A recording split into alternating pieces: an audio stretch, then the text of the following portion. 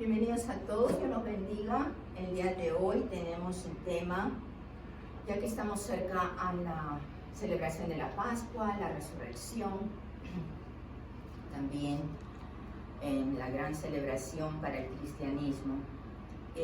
Vamos a analizar el día de hoy cuando Jesús nos dice ser la luz del mundo.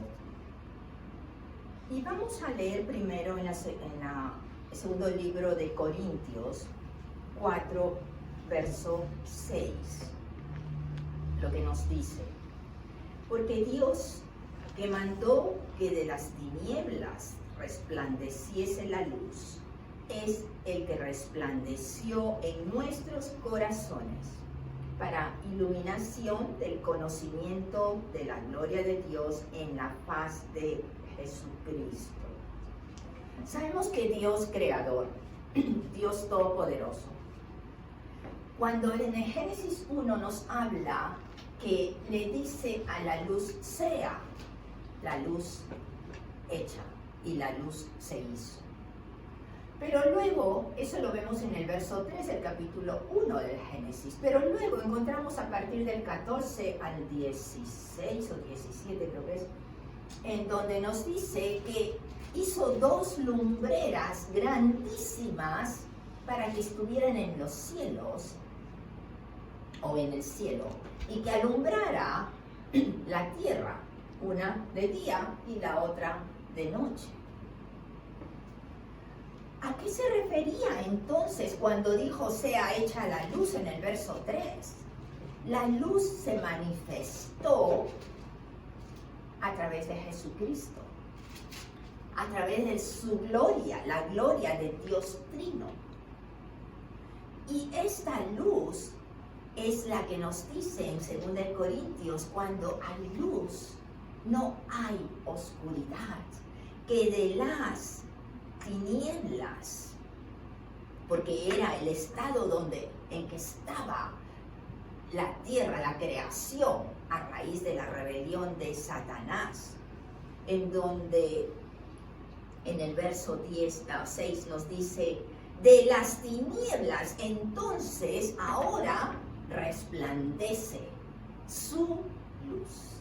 Esa luz que va a traer la iluminación a nuestros corazones, a nuestras mentes, a nuestro encuentro con nuestro Señor y Salvador. Esa luz se está manifestando desde el mismo Génesis, desde el mismo día de la creación y reorganización de la tierra y de toda su creación. Porque allí esa iluminación nos va a traer el conocimiento, el entendimiento del poder de Dios, su obra maestra para todo, su gloria nos la va a mostrar a través de esa luz. Y nos dice al final del verso 6, es ¿en dónde? En la faz de Jesucristo, en su cuerpo, en su ser, en lo que Él es. No solo como Jesús, como humano, sino como Cristo, Jesús resucitado, que va a continuar mostrando la gloria y el poder del reino de Dios para todos los que los sigan. Gloria a ti, Señor. Gloria a ti.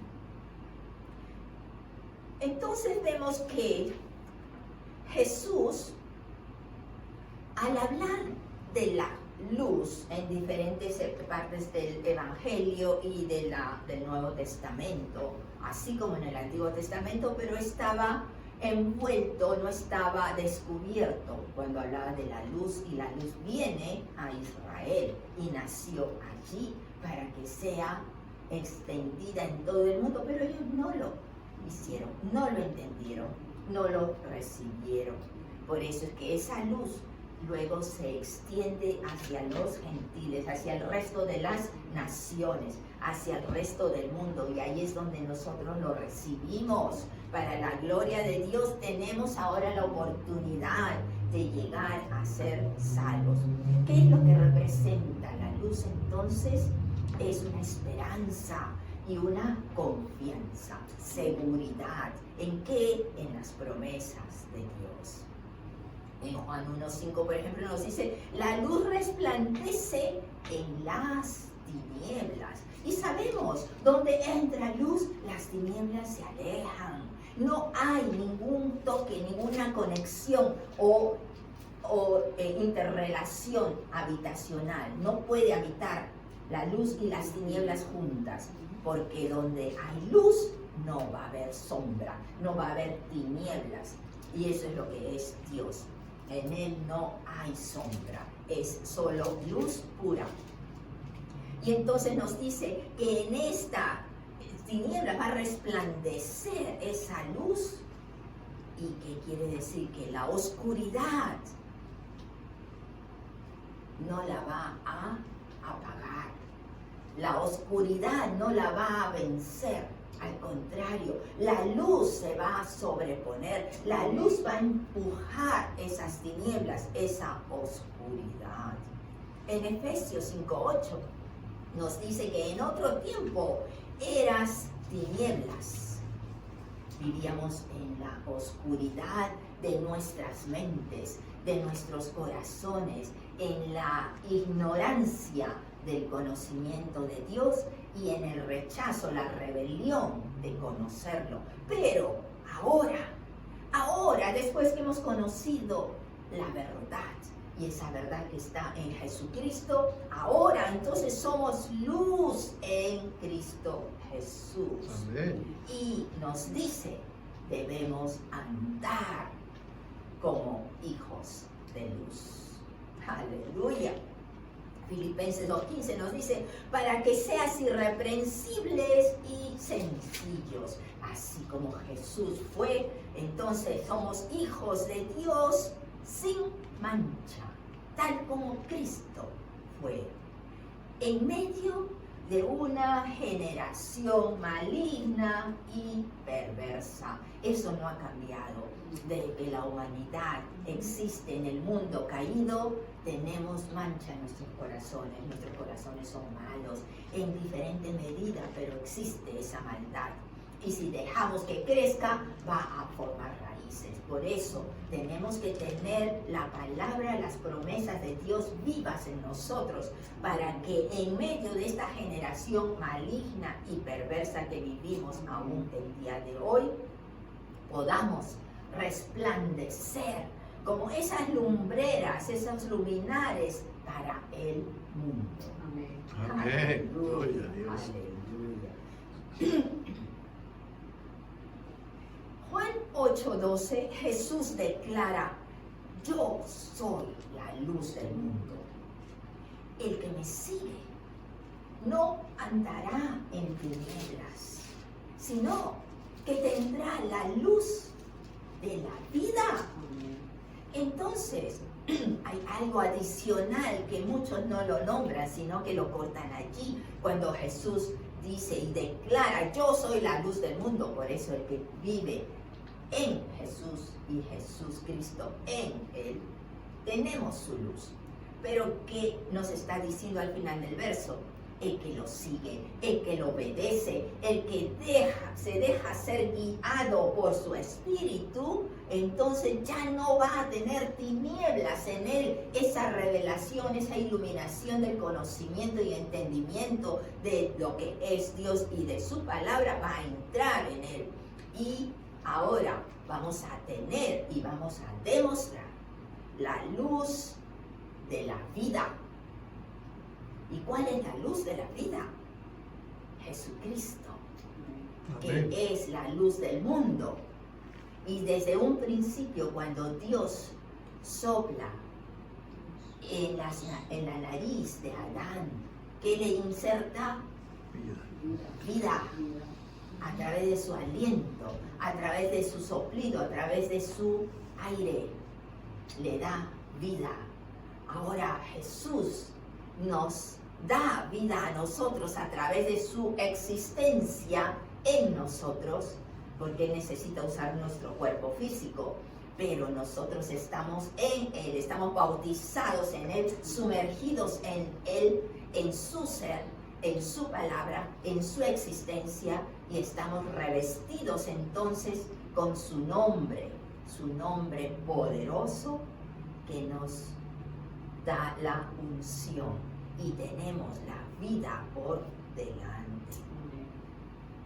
Vayamos a Mateo y vamos a analizar esta parte. Mateo 5.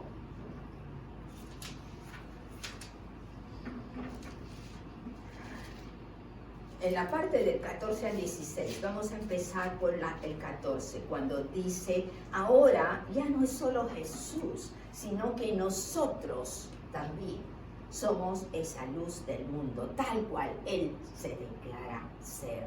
Desde un principio Él fue, y con nosotros, ahora nosotros vamos a reflejar su luz. Y dice, vosotros sois la luz del mundo. Una ciudad asentada sobre un monte no se puede esconder. Cuando vemos la ciudad, ¿a qué ciudad se refiere? Estaba tratando de averiguar, porque en la zona donde vivió Jesús resulta algo interesante que aprendí. Es una ciudad que se llama Seforis. Seforis era una ciudad que se componía de 5 aldeas, varias aldeas, pero de las cuales antiguamente eran 5 principales. Y una de ellas fue Nazaret, en donde vivió Jesús con su familia. José, María, ellos asistían a una sinagoga que estaba en la parte principal. Pensemos, generalmente las ciudades o aldeas iban alrededor de una colina y la ciudad principal venía sobre la misma colina. Esta ciudad, Seforis, que era toda el área con las aldeas de alrededor, pero la principal estaba en el centro sobre esta colina. Esta área, cuando han hecho las excavaciones arqueológicas, han encontrado cosas admirables, que muchas cosas de ellas no se saben, no se estudian, porque no están escritas de la misma manera en la Biblia. Pero ¿qué han encontrado, por ejemplo? Que había un teatro, y eso lo declara también el cronista Josefo, que en esta ciudad había un teatro de entre 4.000 a 5.000 espectadores albergaba. Esta ciudad tenía zona de archivos, tenía murallas, tenía un palacio, y era una ciudad en el corazón de Galilea, hacia la zona sur, pero con acceso hacia diferentes rutas, hacia diferentes zonas comerciales. Quiere decir que en esta misma ciudad también era de comercio, era importante. Y a la hora que han excavado, han encontrado también un teatro y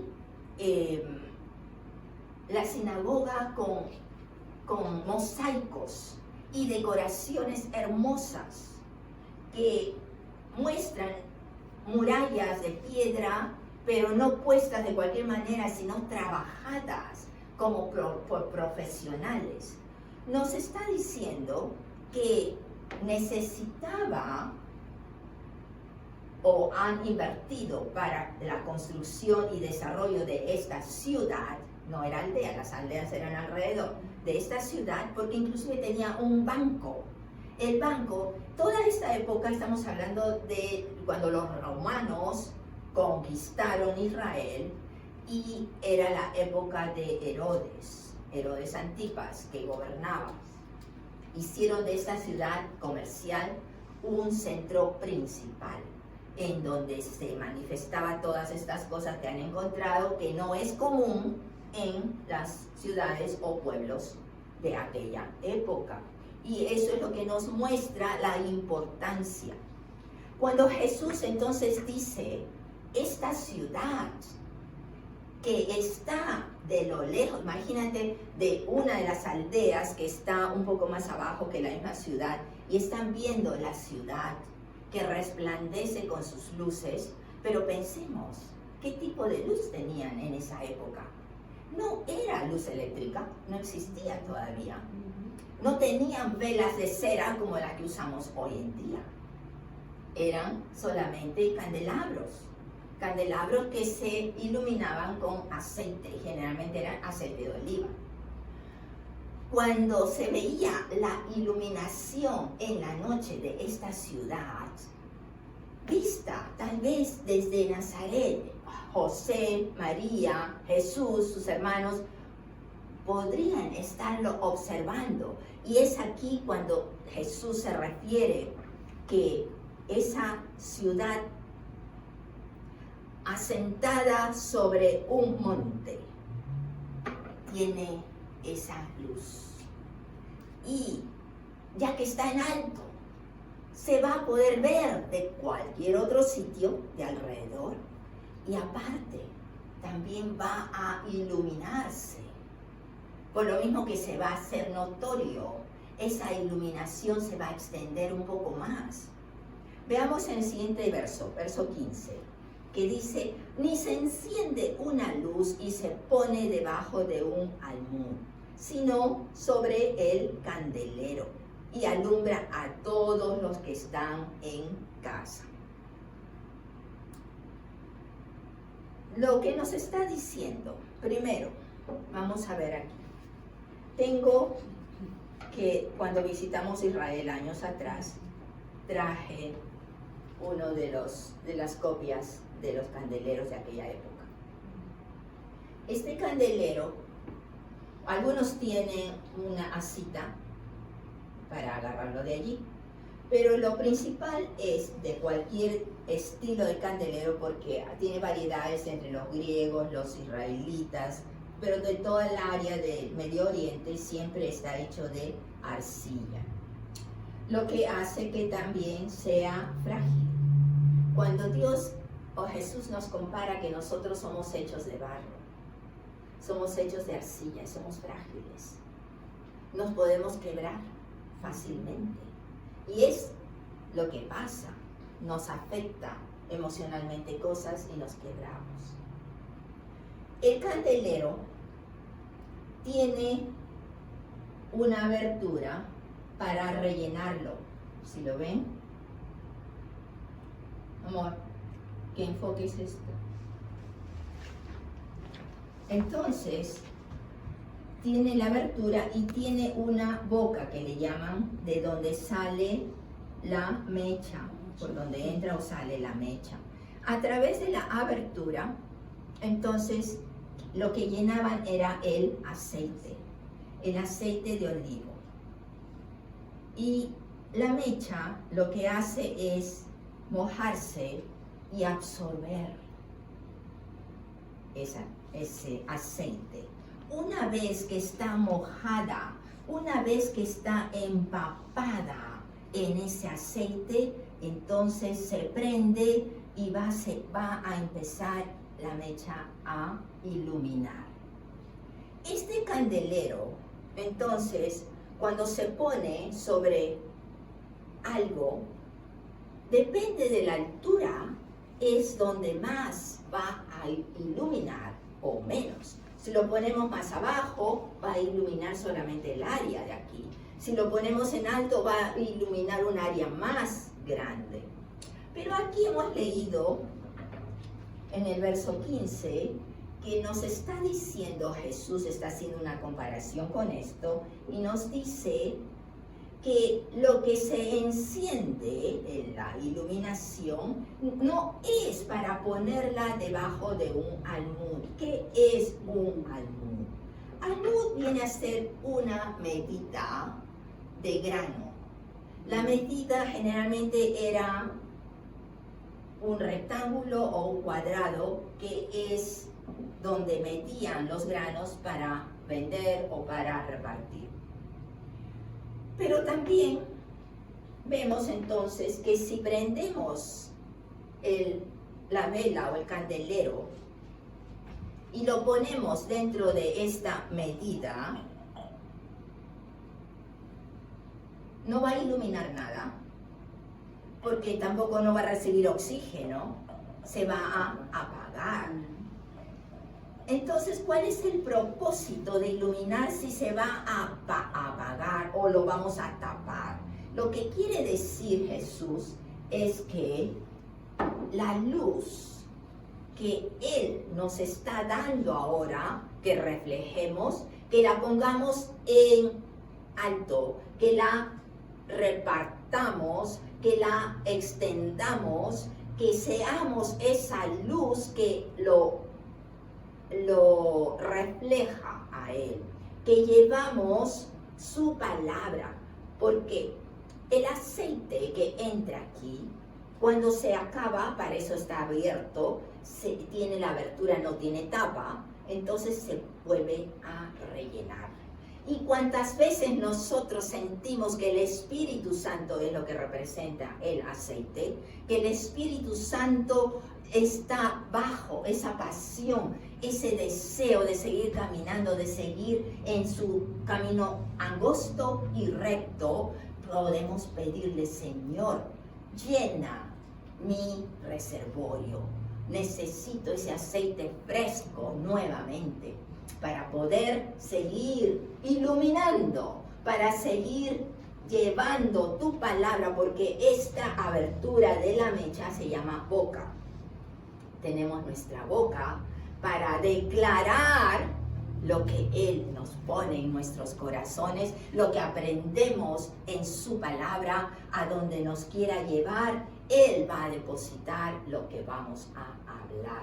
Entonces, cuanto más la mecha se moja, cuanto más se empapa de ese aceite de su espíritu, la pasión va a ser más grande, más fuerte la mecha, más iluminación.